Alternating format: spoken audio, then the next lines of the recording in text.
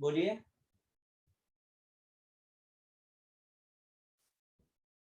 भाई आवाज नहीं आ रही आप लोगों की। आपको सुनाई दे रहा है मेरी बात?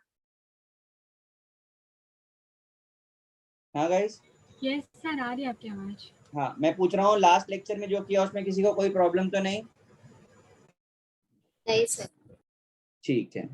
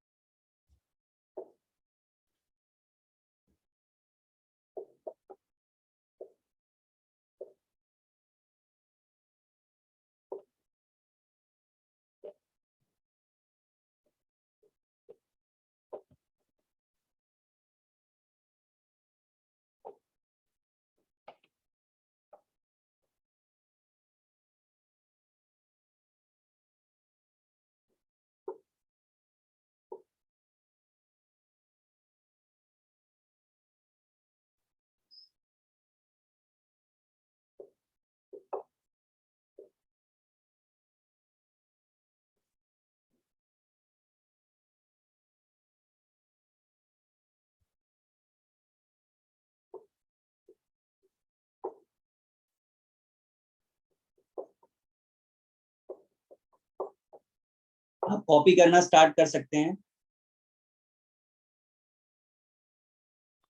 सर हाँ जी। सर एवरेज मॉलिक्यूलर वेट और मिनिमम मॉलिक्यूलर वेट शायद बाकी था।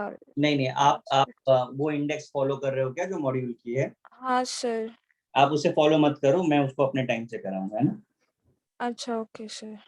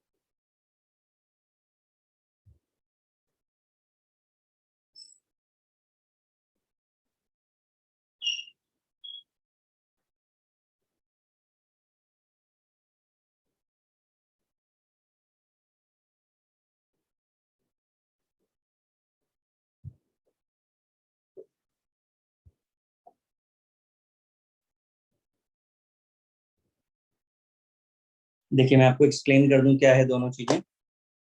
एम्पिरिकल फॉर्मूला उसे हम ईएफ से रिप्रेजेंट करने वाले हैं।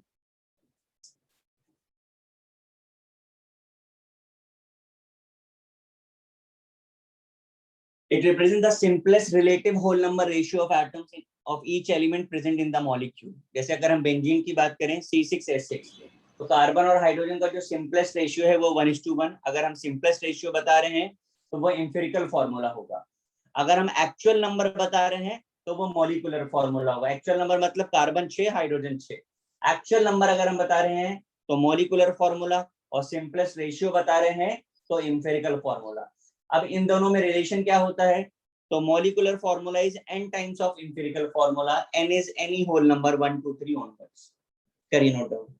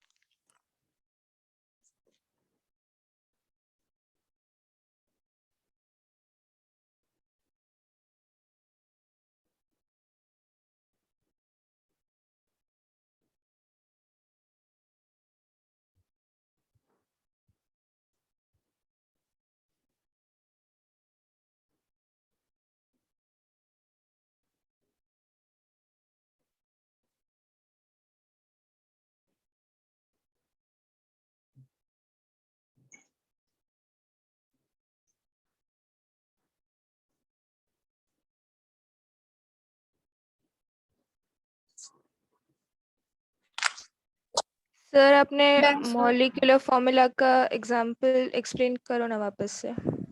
बेंजीन एक्चुअल नंबर, कार्बन का कितना नंबर दिख रहा है 6, हाइड्रोजन का कितना नंबर दिख रहा है 6। तो जब आप एक्चुअल नंबर की बात करोगे तो वो मॉलिक्यूलर फॉर्मूला हो जाएगा।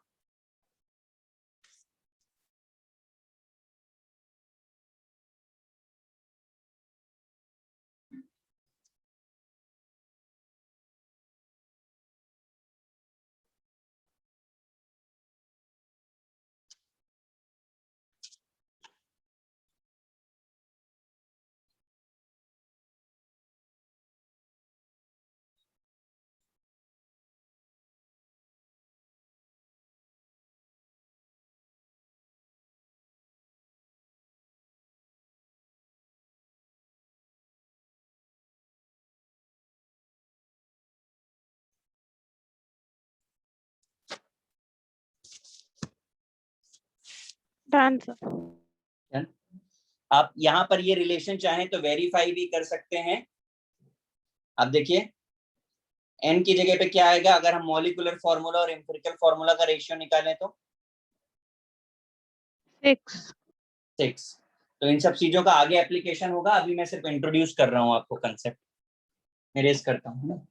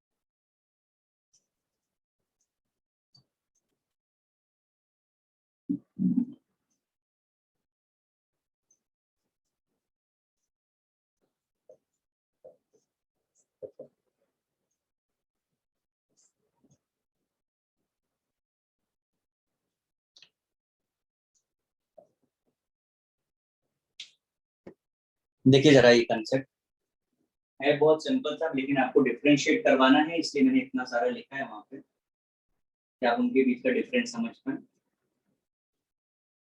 आपको दिख रहा है डेंसिटी, मैंने यहाँ पर स्टार्ट किया है एब्सोल्यूट डेंसिटी और रिलेटिव या specific density. Absolute density solid और लिक्विड के केस में बहुत सिंपल है, मास बाई वॉल्यूम होता है। रिलेटिव या स्पेसिफिक बोलते हैं तो वाटर के 4 डिग्री सेल्सियस पे जो डेंसिटी होती है उसके साथ करते हैं। एक्चुअल में बात करें तो इनकी जरूरत हमें नहीं पड़ती, हमारा केमिस्ट्री गैसेस पर चलता है तो गैसेस पे हमको ज्यादा बात करनी है। गैसेस केस में एब्सोल्यूट डेंसिटी अभी भी होती मास बाई वॉल्यूम है, पर ये मास बाई वॉल्यूम हमारा निकलेगा कहां से, तो हमने आइडियल गैस इक्वेशन पढ़ी पीवी इक्वल टू एनआरटी। तो अगर हम 1 मोल के लिए बात कर रहे हैं तो पीवी इक्वल टू आरटी हो जाएगा। वॉल्यूम क्या होता है, मास बाई डेंसिटी होता है, पता है कि नहीं पता आपको? Yes sir. ठीक है, तो यहां से अगर हम डेंसिटी निकालेंगे तो फॉर्मूला क्या आ जाएगा,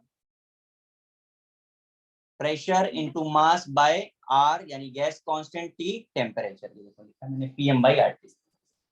ठीक, इसका भी बहुत रेयर यूज करना है, मेन ये है रिलेटिव डेंसिटी। कांस्टेंट टेम्परेचर और प्रेशर पे हमें देखना होता है vapour density is what, molecular weight of that gas जिसका वेपर डेंसिटी चाहिए, bye molecular weight of relative gas जिसके रेस्पेक्ट में आपको चाहिए, विद रेस्पेक्ट टू लिखा है। तो अगर हाइड्रोजन के रेस्पेक्ट में बात करोगे तो मॉलिक्यूलर वेट कितना हो जाएगा, 2। 2। ठीक है, ऐसे अलग अलग गैसेस के लिए हम फाइंड करेंगे, पहले आप इसे कर लीजिए फिर क्वेश्चन करते हैं।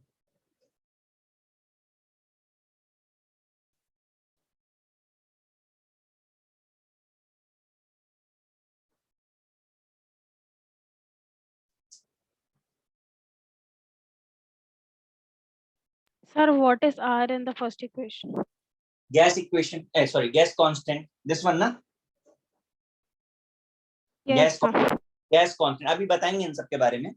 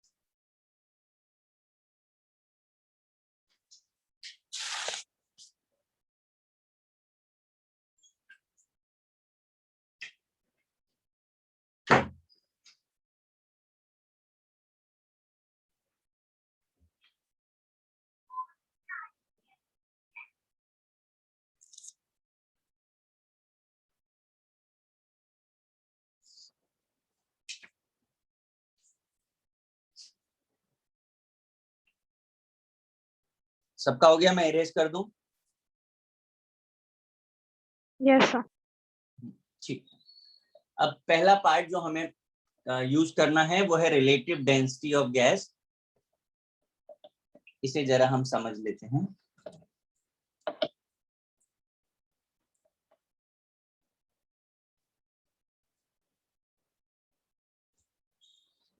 अब एक यहाँ पर मैंने जनरल फॉर्मूला बता दिया, अब मैं आपसे पूछता हूँ पहला question, what is the vapour density of methane. Question सिर्फ इतना ही है, what is the vapour density of SO2, what is the vapour density of SO3, ठीक, what is the vapour density of SO2 with respect to methane, what is the vapor density of SO3 with respect to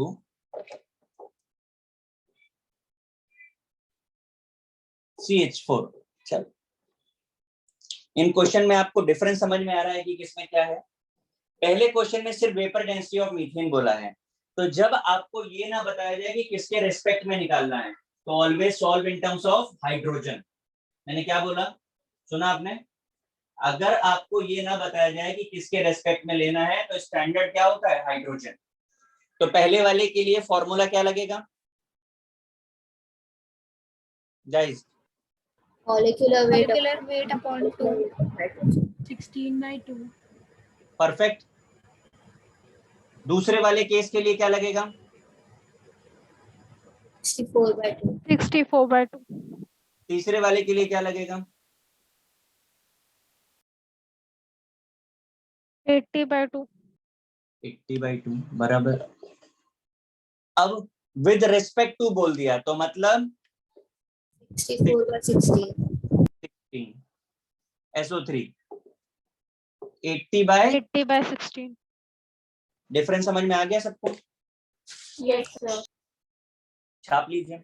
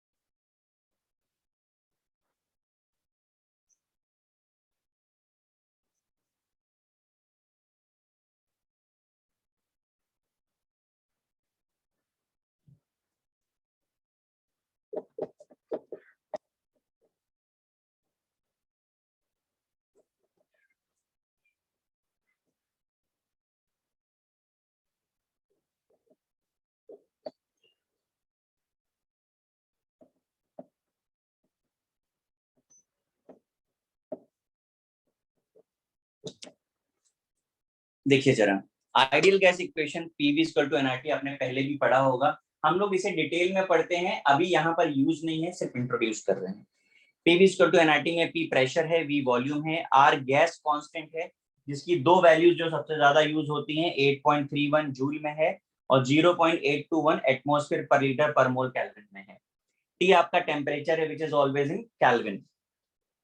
अब STP और NTP term आपको याद आ रहा है, last time बताया था। Standard temperature and pressure. और एन स्टैंड फॉर Normal.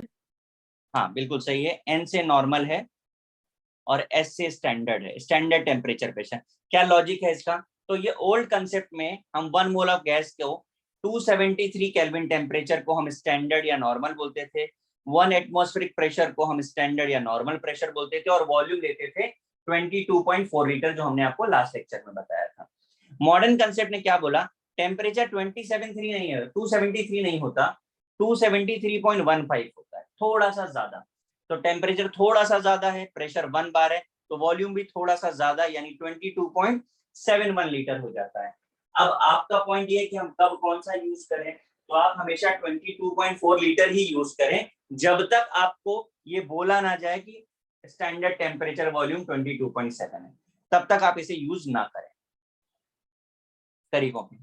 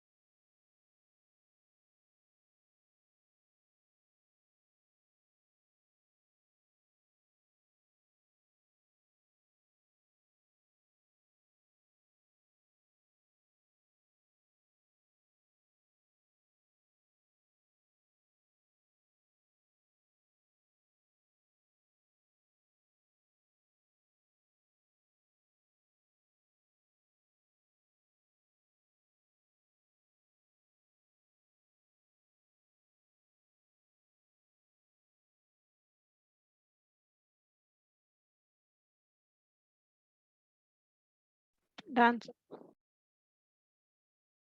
सबका हो गया?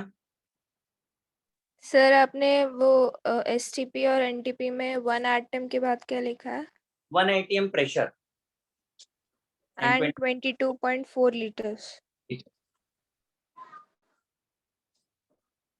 सर एक मिनट, हाँ, मैं ऊपर का हटा रहा हूँ, आप नीचे का। अब हमने वो हाँ बोलिए। एन की वैल्यू क्या है? PV is equal to nRT लिखा है ना? हाँ हाँ, n इज 1 मोल।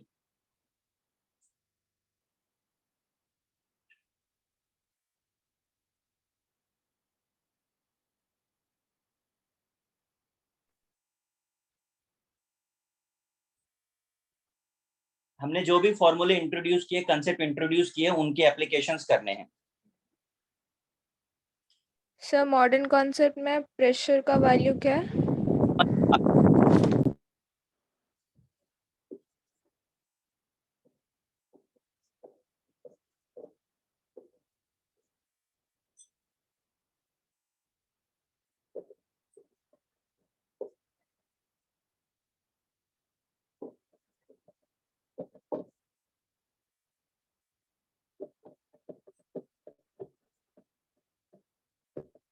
एटमॉस्फेयर और बार यूनिट में कोई डिफरेंस नहीं होता है, सेम इक्वली होती हैं।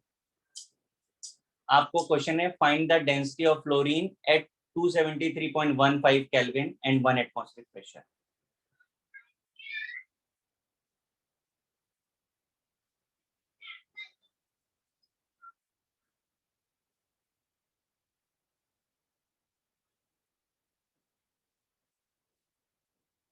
सर मॉडर्न कॉन्सेप्ट में वॉल्यूम कितना है?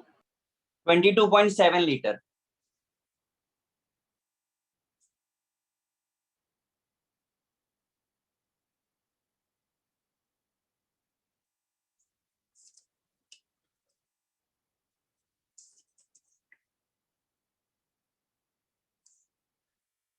सर इसमें हम कौन सा गैस कांस्टेंट यूज करेंगे? Very good question. मैं सोच रहा था कि बाकी लोग करेंगे कि पूछेंगे। आपको हमेशा ना प्रेशर पे फोकस करना है। प्रेशर किस यूनिट में दिया है? एटमॉस्फेयर। तो एटमॉस्फेयर वाला यूनिट कौन सा है यार का? 0.081। बस।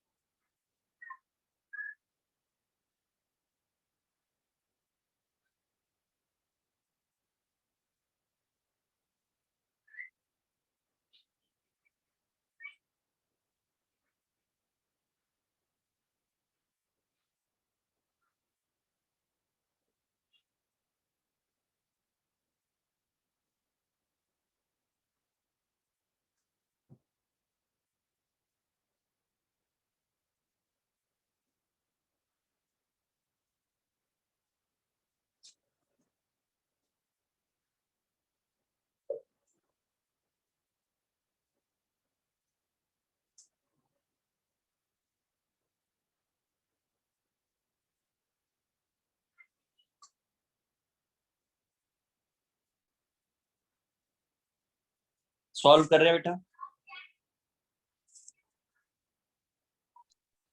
Yes sir. क्या आंसर आया?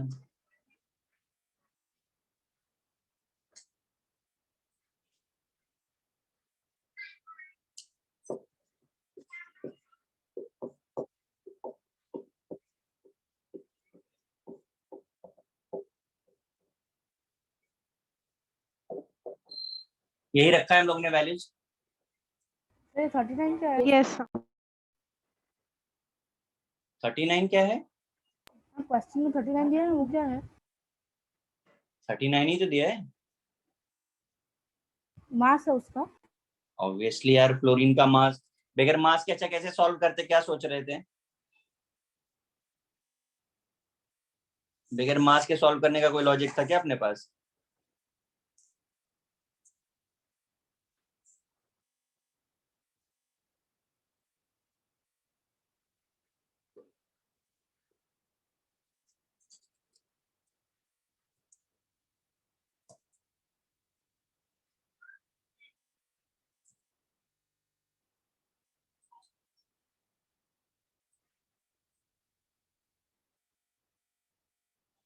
हुआ?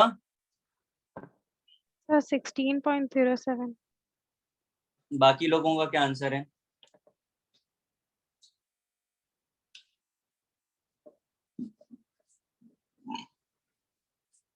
बाकी लोगों का क्या आंसर है भाई? आपका कुछ तो गड़बड़ है, चेक करिए।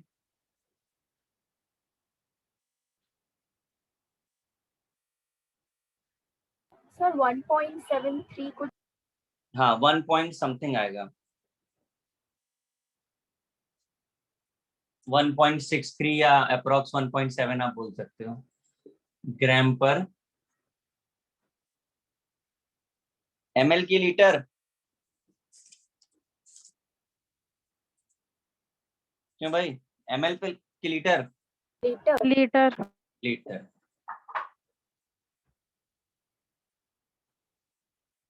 ये सबसे इजीएस्ट क्वेश्चन था।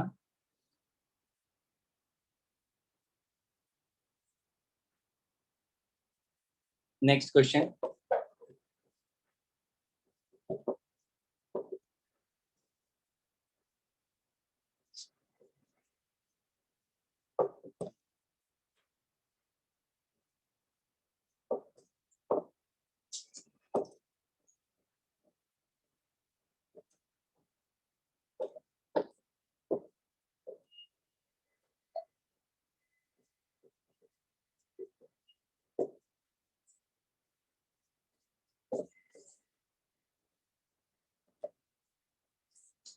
मैं आपको जरा क्वेश्चन समझा दूं। ये अब इस तरीके के क्वेश्चंस हमें देखने हैं। Percentage of carbon and hydrogen is given, it's molecular mass is given, find the molecular formula. जब कभी भी आपको परसेंट दिया हो और आपसे मॉलिक्यूलर फॉर्मूला या एम्पिरिकल फॉर्मूला पूछा जाए तो एक स्टैंडर्ड टेबल बनानी होती है हमें। स्टैंडर्ड टेबल में पहले वो एलिमेंट्स जो भी गिवन है आपके पास, उनका परसेंटेज, उनका एटॉमिक मास, ठीक, फिर रिलेटिव नंबर ऑफ मोल्स, फिर सिंपल रेशियो,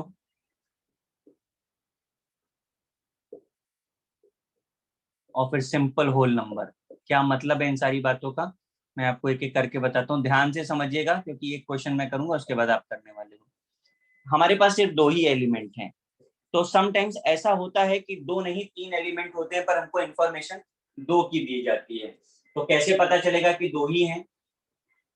देखिए, कार्बन 80 और हाइड्रोजन 20, सम 100 हो रहा है। Yes sir. Yes sir. Sum 100 नहीं होता तो फिर हमको मानना पड़ता कि यहाँ तीसरा एलिमेंट भी है और वो पक्का ऑक्सीजन होगा। ठीक है, अगर थर्ड एलिमेंट का परसेंटेज नहीं दिया है तो सम करके 100 में से सब्ट्रैक्ट कर लेना होता है, पर यहाँ पे कोई प्रॉब्लम नहीं है। परसेंटेज कितना है? 80 और 20। एटॉमिक मास कितना है? 12 और 1, बराबर लिखा है। Yes sir. अब रिलेटिव नंबर कैसे मिलेगा? तो 80/12, 20/1 कर दो जरा सॉल्व। 12 कितने टाइम जाएगा?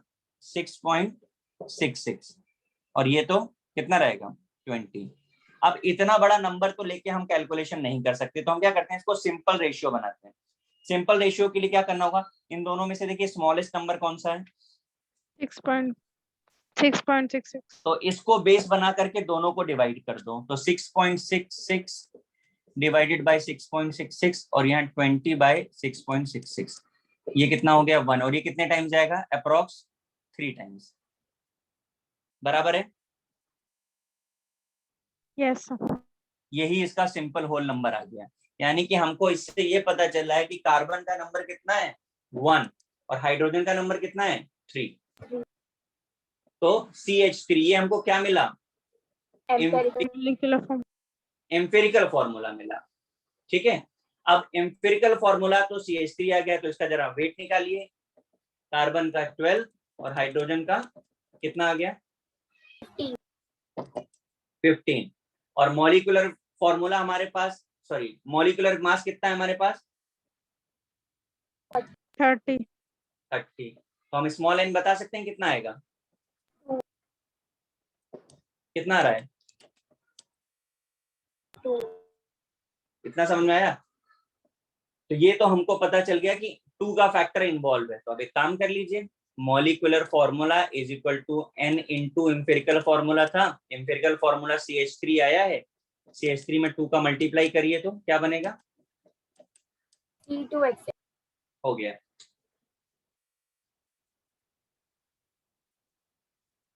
कुछ समझा, सर आपने सिंपल होल नंबर निकालने के बाद क्या किया वो एक बार एक्सप्लेन करना। सिंपल होल नंबर हमको मिल गया 1 और 3, तो इसका मतलब कार्बन 1 है और हाइड्रोजन 3, तो एम्पिरिकल फॉर्मूला क्या आ गया CH3। अब जो एम्पिरिकल फॉर्मूला आया उससे हमने एम्पिरिकल मास निकाल दिया, 15 आया, मॉलिक्यूलर मास 30 था, तो स्मॉल n मिल जाएगा हमको, Yes, sir. जो n आया उसका मल्टीप्लाई कर दिया एम्पिरिकल फॉर्मूले में, तो हमको एक्चुअल फॉर्मूला मिल गया, यानी मॉलिक्यूलर फॉर्मूला। दो टर्म है, मॉलिक्यूलर मास और मॉलिक्यूलर फॉर्मूला, दो अलग अलग चीजें, तो मॉलिक्यूलर फॉर्मूला C2H6। एक बार ध्यान से देख लीजिए, कॉपी कर लीजिए, नेक्स्ट आपको ट्राई करना है।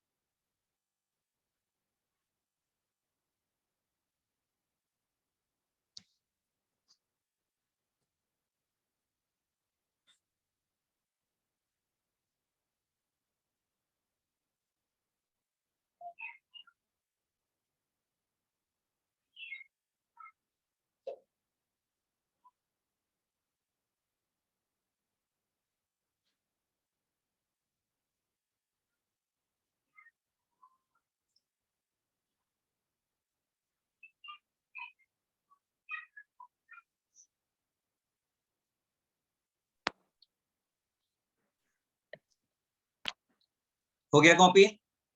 Yes sir. Yes.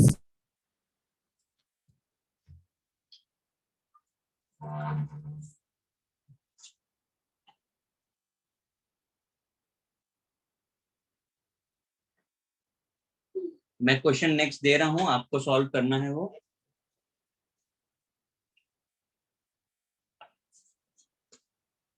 और सब लोग ट्राई करिए, आपसे हो पाए चाहे नहीं हो पाए, लेकिन ट्राई करिए, गलत हो जाएगा चलेगा।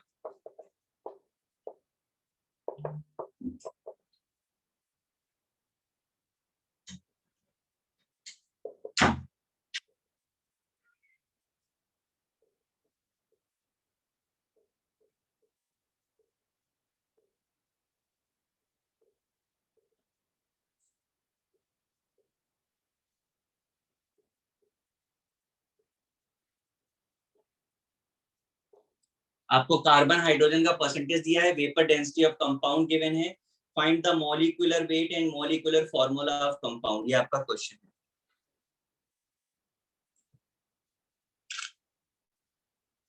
स्टार्ट करिए।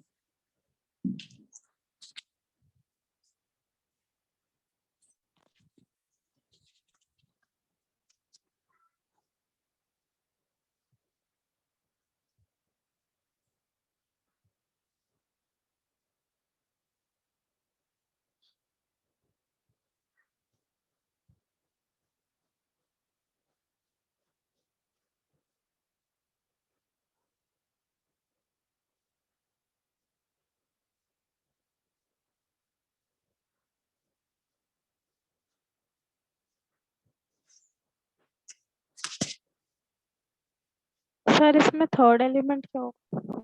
अब आपको सोचना है, मैंने क्या बोला था, अगर परसेंटेज का सम 100 नहीं हो रहा है तो थर्ड एलिमेंट कौन सा होता है? ऑक्सीजन। ऑक्सीजन।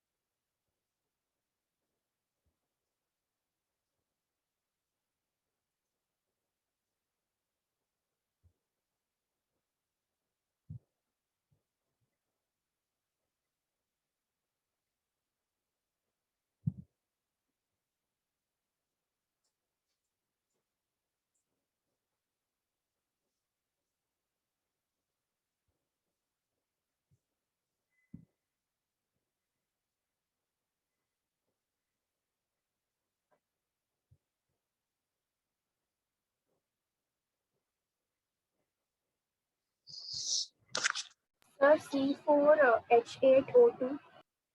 बेटा आपको मॉलिक्यूलर फॉर्मूला भी बताना है। मॉलिक्यूलर फॉर्मूला ये तो आपने एम्पिरिकल फॉर्मूला ऐसा बना दिया, क्या कंपाउंड हो सकता है वो ये सोचिए, उस कंपाउंड के एग्जिस्टेंस के बारे में।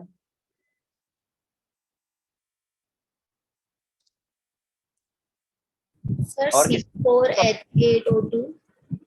हाँ बेटा सर C4H8O2. ठीक है, और किसी का हुआ? हाँ सर सेम आंसर आ रहा है। अच्छा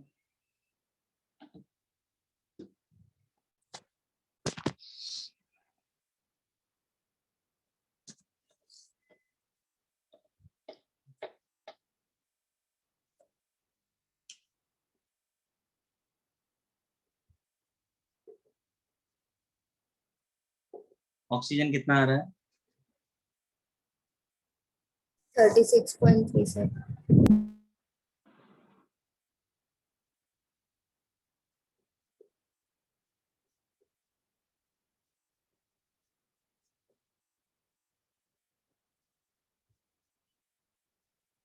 ये कितना आया था? 4.54. और 9.09. 2.27. ठीक है, इसमें से लोएस्ट नंबर 2.27 है ना? 2. 4. ये हो गया 241. 241 आ गया, ठीक बात है।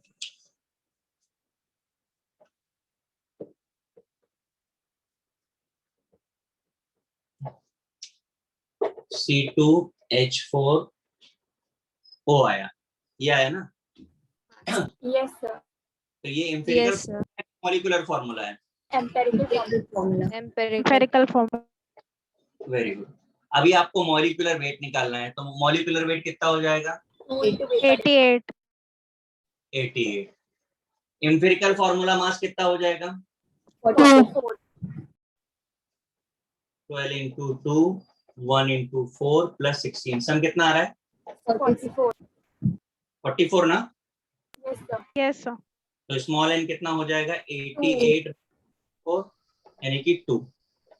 तो हमारा मॉलिक्यूलर फॉर्मूला बनेगा 2 into C2H4O।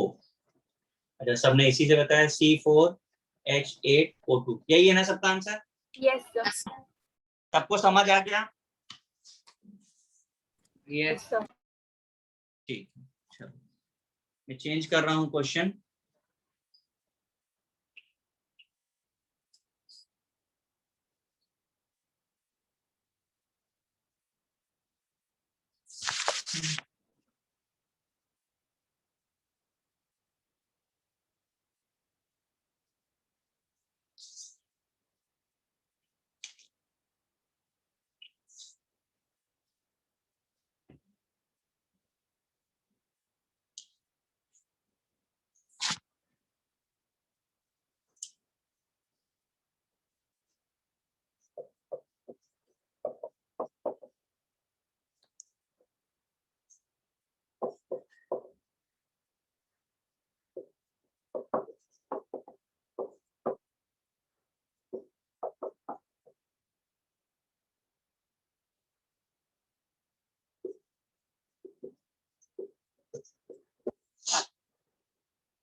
स्टार्ट करिए। पोटेशियम, क्रोमियम और ऑक्सीजन का गिवन है आपकी बार आपको।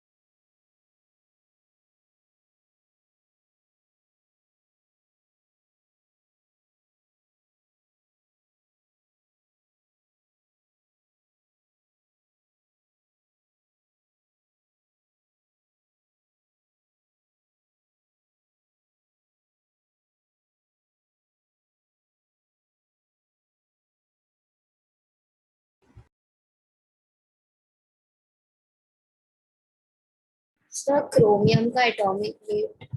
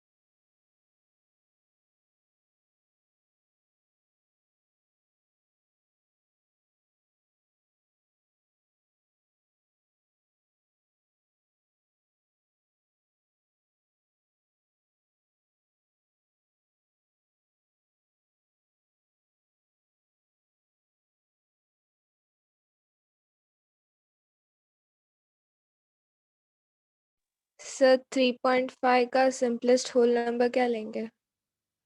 3 या 4? होल नंबर में कन्वर्ट करके आप ये जज कर सकते हैं कि कोई क्लोजेस्ट फॉर्मूला मिल रहा है क्या, कोई कंपाउंड आपका ऐसा नॉन कंपाउंड में कन्वर्ट हो रहा है क्या।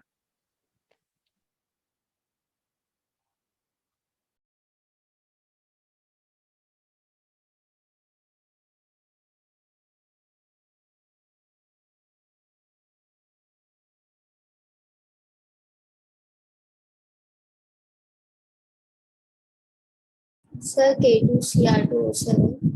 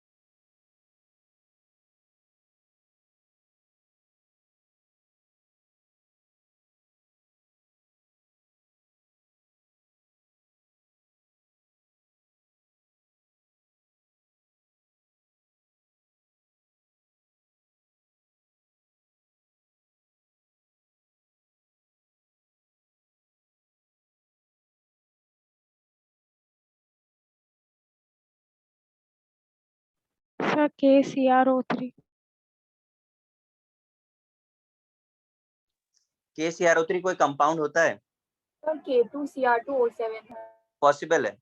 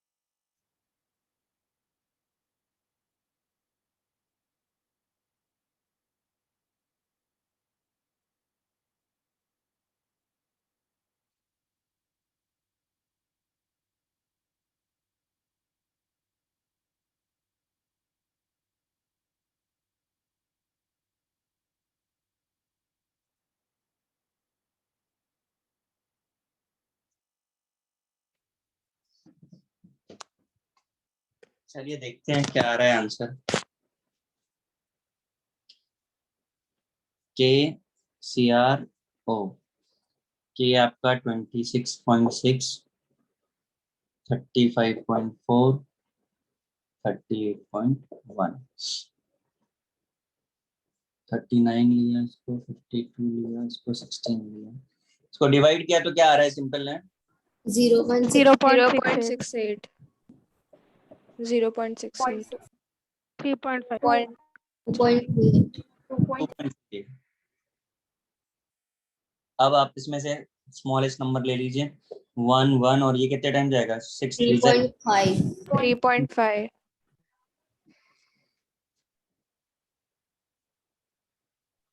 है बराबर 3.5 ही आएगा। हाँ। एग्जैक्टली 3.5 है। अब देखिए, अब इसे होल नंबर बनाना पड़ेगा, तो होल नंबर बनाने के लिए काम करते हैं, इसमें कोई एक नंबर का मल्टीप्लाई करो कि ये होल नंबर हो जाए।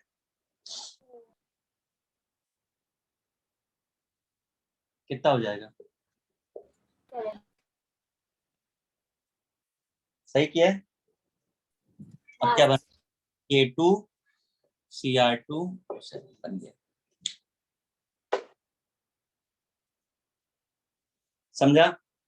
एक एडिशनल स्टेप यूज करनी पड़ी हमें।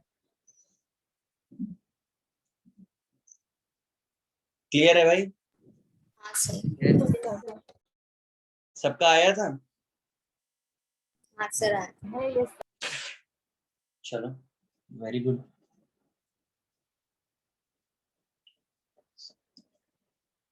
क्वेश्चन में कैलकुलेशन भले ज्यादा हो रहा होगा, बाकी तो कुछ प्रॉब्लम नहीं है।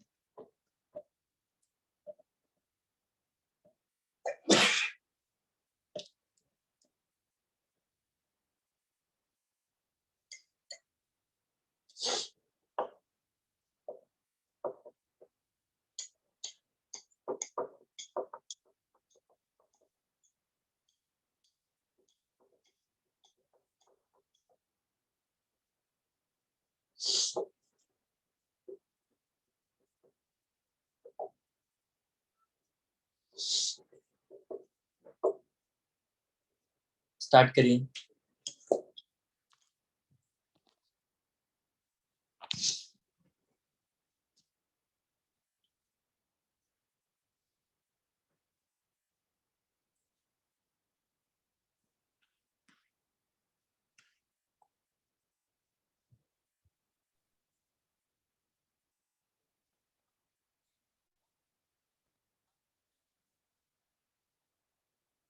सर सिंपल होल नंबर वाला एक और बार एक्सप्लेन करूँ?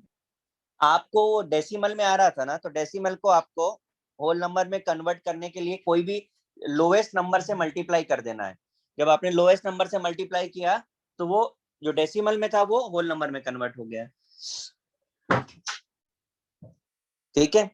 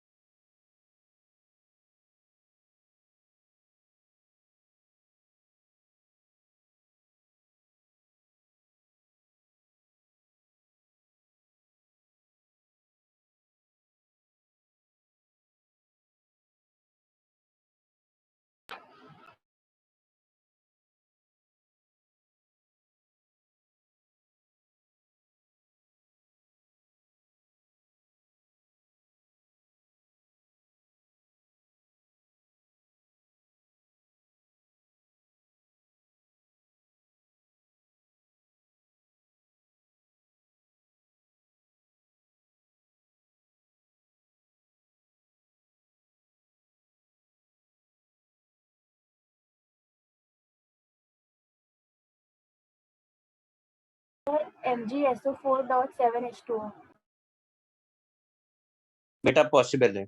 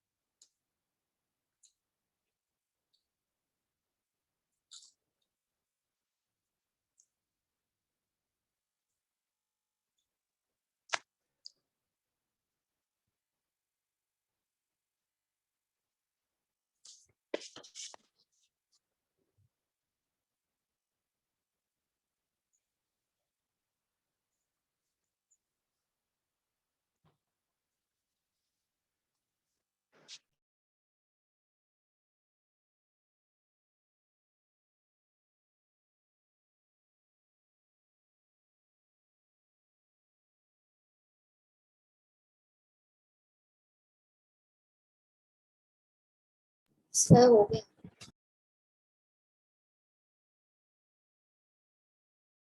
सबका हुआ क्या? हाँ सर हो गया।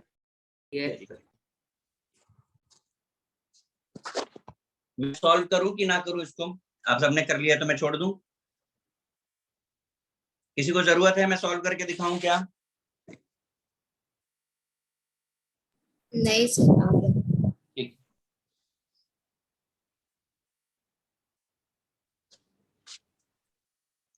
अब थोड़ा सा क्वेश्चन अलग टाइप का है।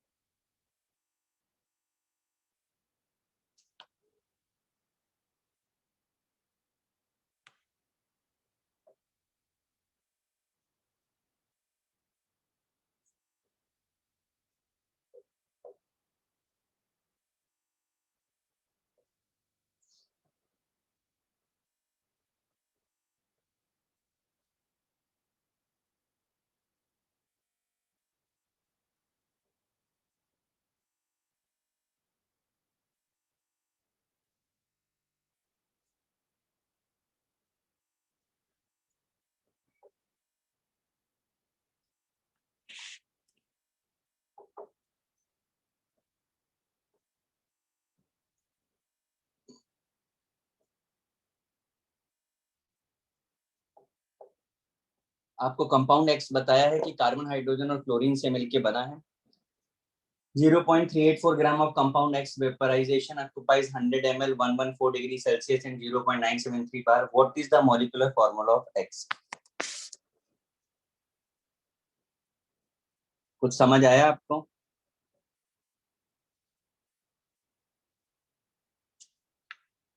ये सारा डिस्कशन हमारा एसटीपी पर है।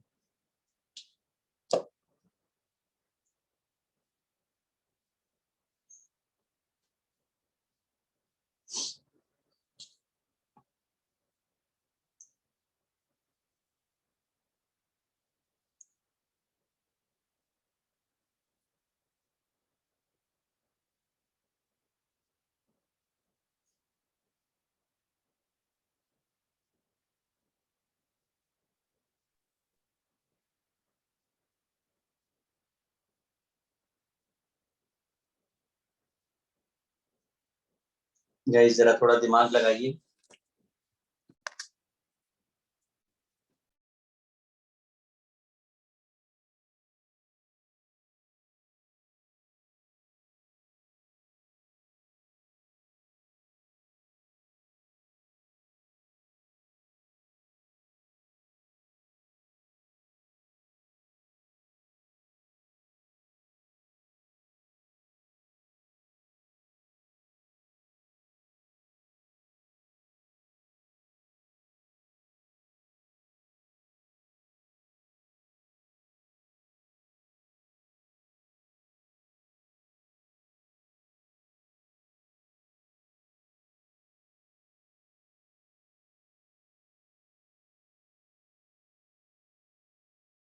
सर 0.977 क्या है वो? 0.973 बार, ओके। मतलब प्रेशर हो गया।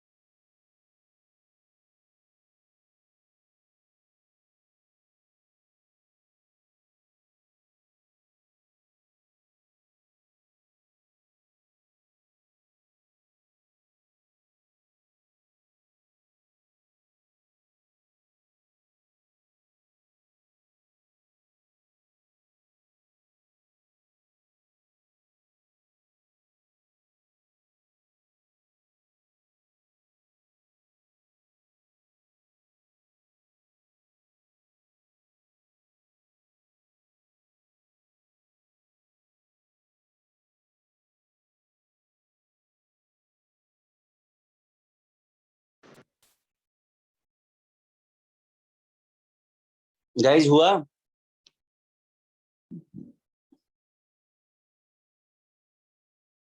समझ आया कि नहीं?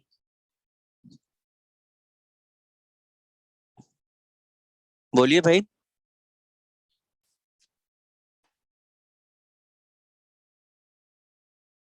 आप लोग ट्राई कर रहे हैं कि नहीं कर रहे हैं? सर कर रहे हैं। ठीक है, करिए।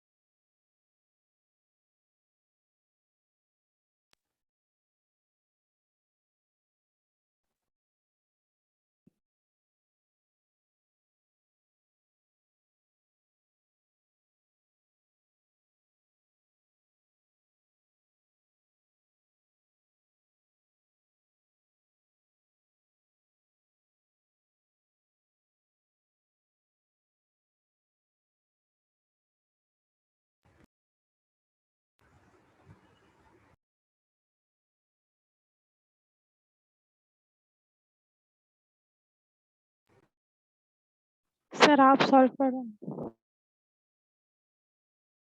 मैं करूं? किसी का भी नहीं हुआ क्या? Is it CH4Cl? हाँ, CH4Cl. CH4Cl तो नहीं है आंसर। सर मेरा हुआ बट पता नहीं आंसर सही है क्या नहीं। चलो मैं आपको एक बार स्टेप्स बता दूं कि आपको क्या क्या करना है, ठीक है। सबसे पहले काम आपको एम्पिरिकल फॉर्मूला फाइंड करना है, ये फर्स्ट स्टेप आपके। दूसरा स्टेप आपको वॉल्यूम फाइंड करना है। जब आपको वॉल्यूम मिल जाएगा तो इस वॉल्यूम को यूज करके आपको मॉलिक्यूलर वेट फाइंड करना है। एम्पिरिकल फॉर्मूला तो आप इसी टेबल से फाइंड कर लोगे। वॉल्यूम फाइंड करने के लिए आपको एसटीपी बता दिया है, तो P1V1 T1 is equal to P2V2 by T2 आपको अप्लाई करना है। आपके पास प्रेशर, वॉल्यूम और टेम्परेचर गिवन है। स्टैंडर्ड कंडीशन में प्रेशर आपको पता है, टेम्परेचर आपको पता है, आप यहां से वॉल्यूम फाइंड करोगे और उस वॉल्यूम को रिलेट करके आप मॉलिक्यूलर वेट निकालोगे और उस मॉलिक्यूलर वेट को यूज करेंगे हम आंसर में। तो एक एक स्टेप मुझे बताइए, क्या एम्पिरिकल फॉर्मूला फाइंड कर पाए थे हम लोग? Yes sir. क्या आया? C2H4 C2H4Cl। C2H4Cl2 आया होगा, चेक कर लीजिए जरा। सॉरी, Cl ही आएगा, C2H4Cl। अब जरा वॉल्यूम फाइंड करिए इस फॉर्मूले को यूज करके।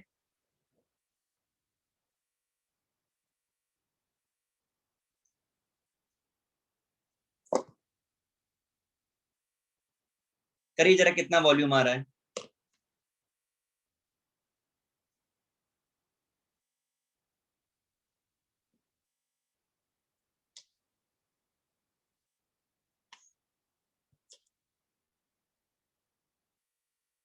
सर टेम्परेचर सेल्सियस में लेना है केल्विन? Always in kelvin.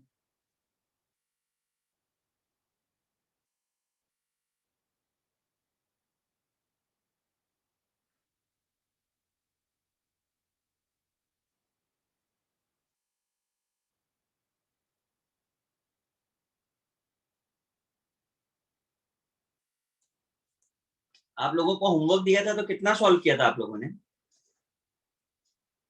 39 तक किया। 39 तक। कितने डाउट्स रहे होंगे 39 तक में आपको? थोड़े या ज्यादा? सर 2-3 डाउट्स थे। ठीक है, डाउट्स का नंबर धीरे धीरे कम हो जाएगा, कोई दिक्कत नहीं।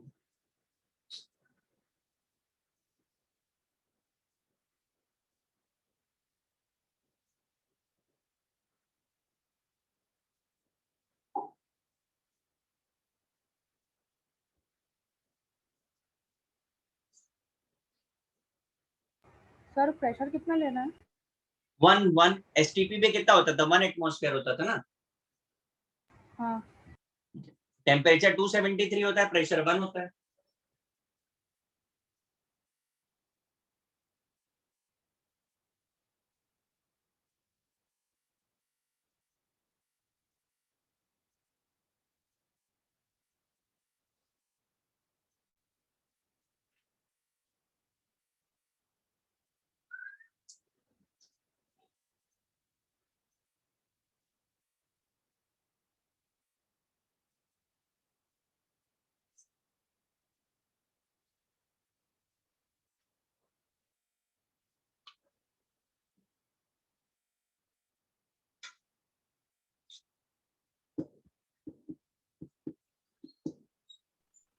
आया वॉल्यूम?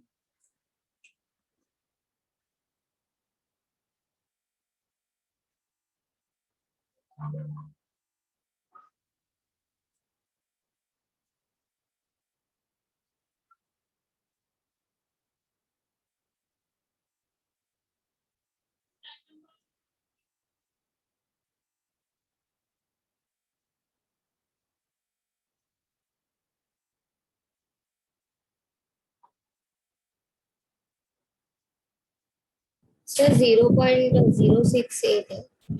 वॉल्यूम गड़बड़ आ रहा है बेटा, वॉल्यूम आपका चेक करिए, वॉल्यूम गड़बड़ है आपका। सर इसमें हमने वो पीवी बाय आरटी वाला फॉर्मूला क्यों नहीं यूज किया? बेटा हमको कंपेयर करना है, उन्होंने इस कंडीशन में हमको वॉल्यूम दे करके रखा है, पर हमें एसटीपी पे वॉल्यूम निकालना पड़ेगा क्योंकि हमारा सारा डिस्कशन एसटीपी पे होगा। अब आप जो कह रहे हो उसको लगा करके आप फाइंड क्या करोगे, ये बताओ मुझे।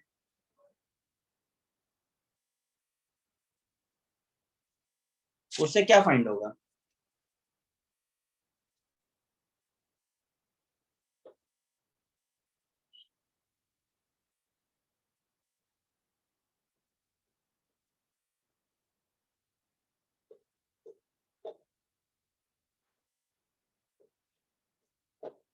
देखिए ये होना चाहिए solve. Pressure 0.973, volume 100 ml, temperature 114 degree Celsius है, केल्विन में कन्वर्ट करोगे 273 ऐड करोगे। T2 प्रेशर 1 है आपका, वॉल्यूम फाइंड करना है, टेम्परेचर 273, यहां से आपको V2 निकालना है।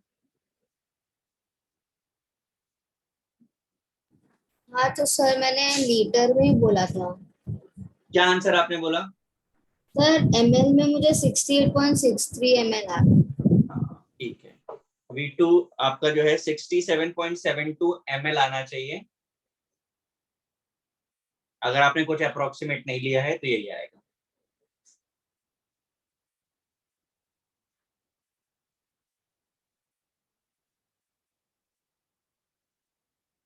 देखिए बाकी लोग जरा चेक करिए कैलकुलेशन अपना।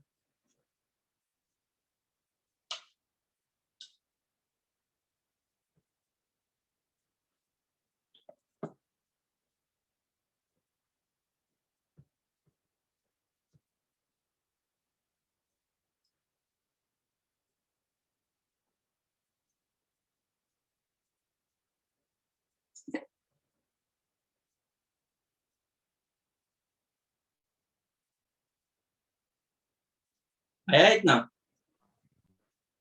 हाँ Yes, sir. सर आया। अब देखिए इतने वॉल्यूम पर वेट इतना है 67.72 ml वॉल्यूम अगर हम ले रहे हैं तो वेट हमारा है 0.384 ग्राम। तो हमारे पास स्टैंडर्ड वॉल्यूम कितना होता है 22.4 लीटर या 22400 ml के लिए कितना होगा तो 0.384 अपॉन 67.72 इंटू 22400। इसे सॉल्व करोगे तो आपको मास मिल जाएगा 127। ये अब आपके पास मॉलिक्यूलर वेट आ गया है, ठीक है, ये आपका मॉलिक्यूलर वेट आ गया है 127। अब जरा एम्पिरिकल वेट बताओ कितना आ रहा है। C2H4Cl2 सॉल्व करो।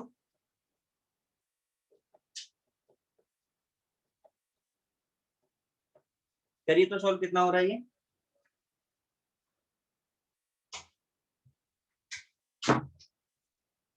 63.5. तो n कितना आएगा 127 अपॉन 63.5 यानी कि 2 आया। Yes, sir. तो मॉलिक्यूलर फॉर्मूला क्या बन जाएगा 2 इंटू एम्पिरिकल फॉर्मूला।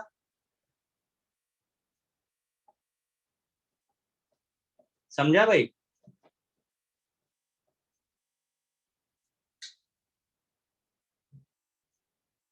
क्लियर है? Yes, sir. Yes sir. करिए कॉपी। देखिए आज का मुझे लगता है सबसे कॉम्प्लिकेटेड प्रॉब्लम यही रहा, इसी में सबसे ज्यादा टाइम लगा है, या आपको नहीं आया, बाकी तो आपको सब आ गए ना आज। Yes sir. Yes, sir. कर लीजिए कॉपी।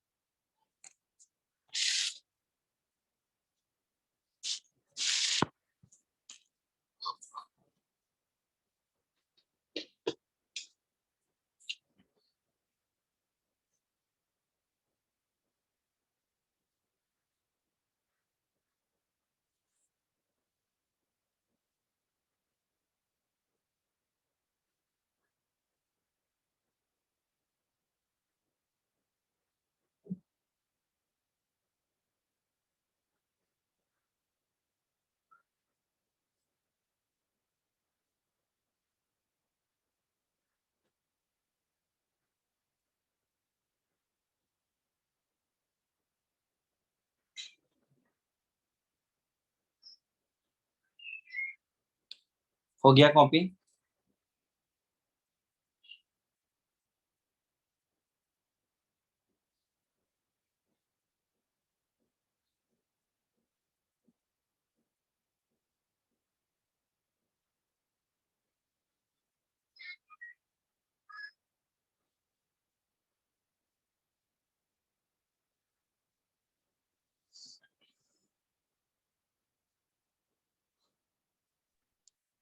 Done sir. सबका हो गया?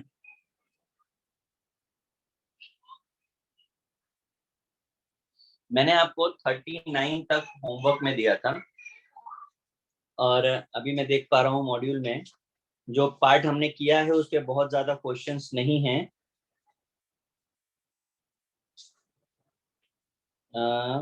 40 से लेकर के 47 तक। तो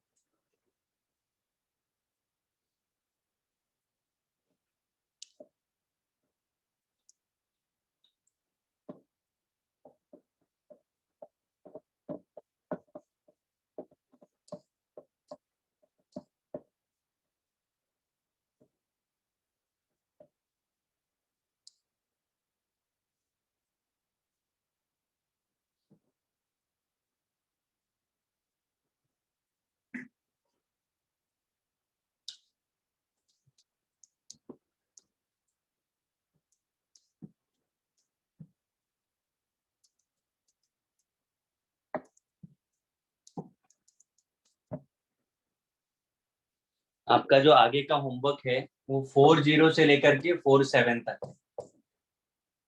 समझ आ रहा है गाइस? 7 क्वेश्चन है आपके लिए, 8 क्वेश्चन हो पाएगा? Yes sir. Yes sir. तो यहाँ इतना करने के बाद नेक्स्ट पे जो टॉपिक स्टार्ट होगा स्टोशियोमेट्री है। ठीक है, वो सबसे ज्यादा इंपॉर्टेंट टॉपिक है क्योंकि बाकी केमिस्ट्री में भी उसका यूज होता है। यहाँ तक जो टॉपिक किया वो इंडिपेंडेंट है, खत्म हो गया यहाँ कहीं, लेकिन आगे जो होगा वो आगे भी रिलेट करने वाली चीजें हैं, तो उस पर हम लोग थोड़ा ज्यादा काम करना पड़ेगा हमें। ठीक है, इसको आप ट्राई करिए, जो आ रहा है ठीक है, जो नहीं आ रहा है क्रॉस करिए। डिस्कशन जैसा मैंने बोला है कि एक बार पूरा हो जाएगा तो हम कॉमन डिस्कशन ही करेंगे। ठीक है guys? Okay sir. Yes sir. Okay ठीक है, ओके बेटा, bye bye. Bye sir, have a nice day. Thank you, bye bye बेटा, bye. Bye sir, thank you.